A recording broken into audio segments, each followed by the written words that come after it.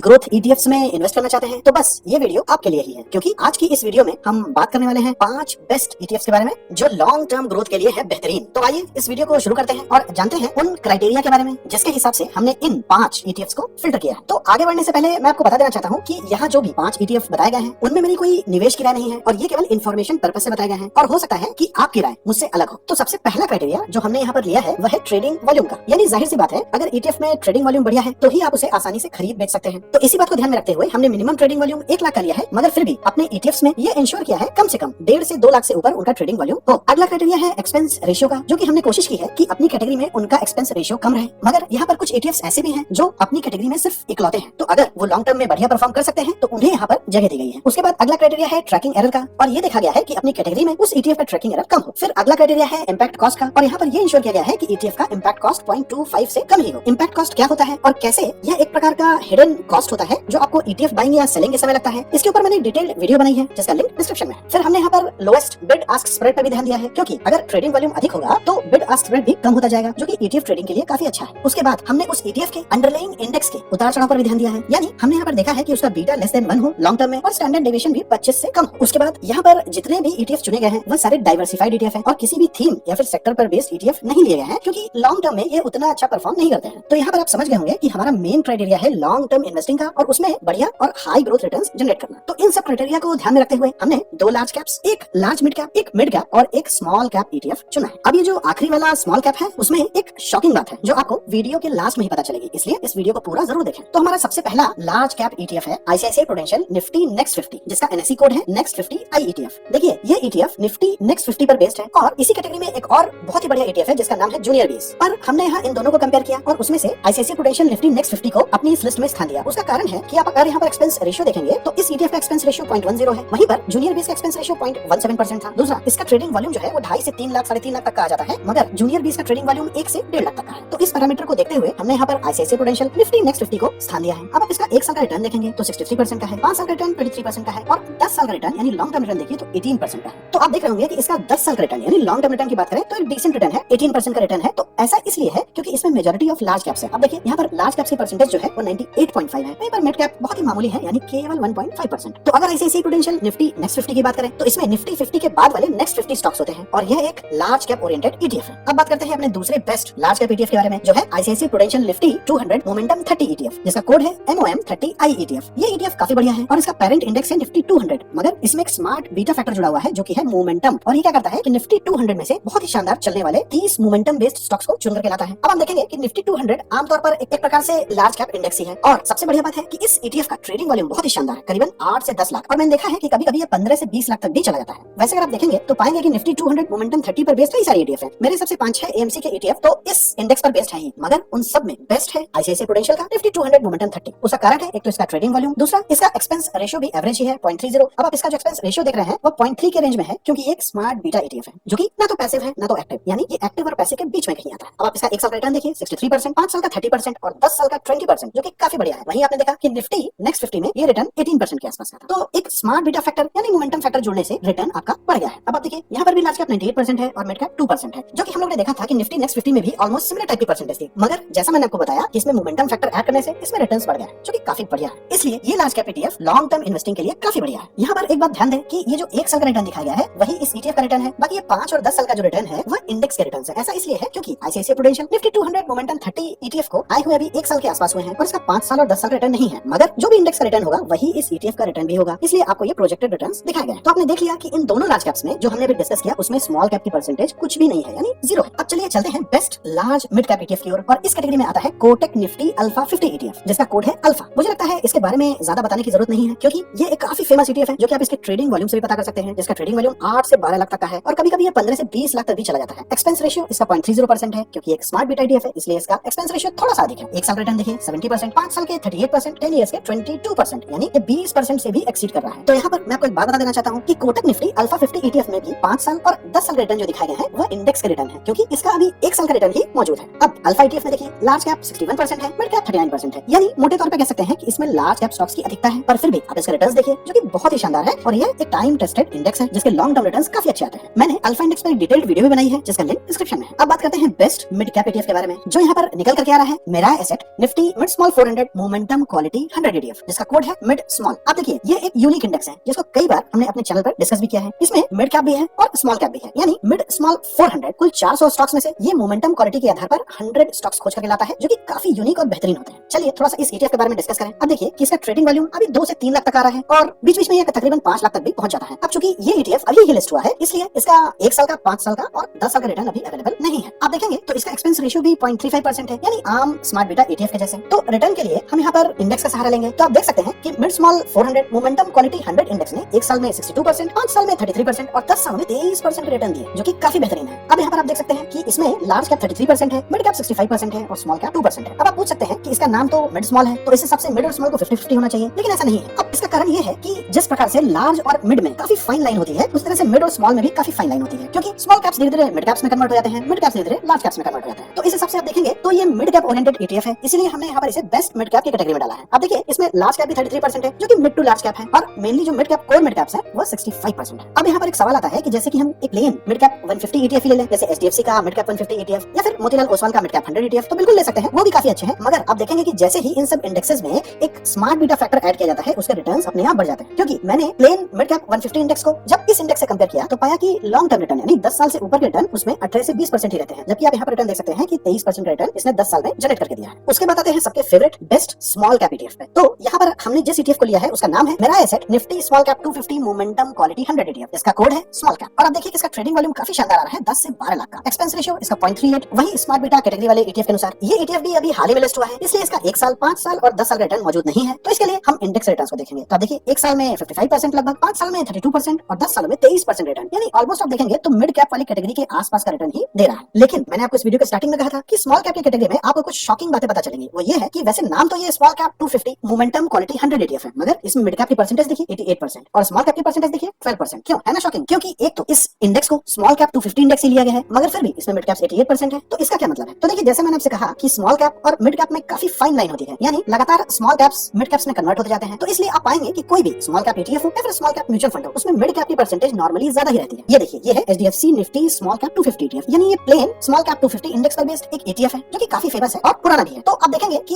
ये ETF भी काफी बढ़िया परफॉर्म कर रहा है। मगर अगर आप इसका पोर्टफोलियो देखेंगे तो देखिए 75% यानी ऑलमोस्ट 76% मिड कैप्स है और 24% स्मॉल कैप है। तो कहने को तो ये स्मॉल कैप 250 इंडेक्स पर बेस्ड है, मगर फिर भी इसमें मिड कैप्स की परसेंटेज देखिए 75.68। तो इन्हीं सब बातों को ध्यान में रखते हुए और प्लेन स्मॉल कैप 250 इंडेक्स से अधिक रिटर्न्स देने के कारण मैंने यहाँ पर मेरा asset Nifty small cap 250 momentum quality 100 ETF को रखा है, जो कि बनता है हमारा बेस्ट स्मॉल कैप ETF। मगर आप में से कई लोग होंगे जो ये चाहते होंगे कि भाई मेरे पास में जो भी स्मॉल कैप ETF हो या फिर म्यूचुअल फंड हो, उसमें प्योर स्मॉल कैप स्टॉक्स ही हो। तो क्या वाकई है कोई ऐसा ETF? तो इस बात के लिए मैं आपको बताना चाहूंगा कि अगर आपको प्योर स्मॉल कैप ETFs की तलाश है तो वह अभी तक तो अवेलेबल नहीं है, पर हाँ एक म्यूचुअल फंड है जिसमें मेरा भी इन्वेस्टमेंट है सिंस NFO पीरियड से। तो कौन सा है वो म्यूचुअल फंड? तो देखिए वह है Motilal Oswal Nifty micro cap 250 index fund, जो कि एक इंडेक्स फंड है और यह निफ्टी माइक्रो कैप 250 इंडेक्स में इन्वेस्ट करता है। हालांकि ये इंडेक्स ऑलरेडी बना हुआ है, मगर अभी तक इस पे कोई भी ETF नहीं आया है और मुझे इंतजार रहेगा अगर इस इंडेक्स पर बेस्ड कोई ETF आ जाए। अब बात करते हैं इसके पोर्टफोलियो की। तो आप देखिए अगर आप इसका पोर्टफोलियो देखेंगे तो इसमें मिड कैप केवल 16% के आसपास है और स्मॉल कैप 84% के आसपास है। तो आपने देखा यही एकमात्र वो स्मॉल कैप इंडेक्स फंड है जिसमें स्मॉल कैप की परसेंटेज इतनी अधिक है। अब आप इस इंडेक्स फंड का एक साल रिटर्न भी देखें तो इसने एक साल में 59.8 यानी लगभग 60% रिटर्न दिया है, जो कि काफी बढ़िया है। वैसे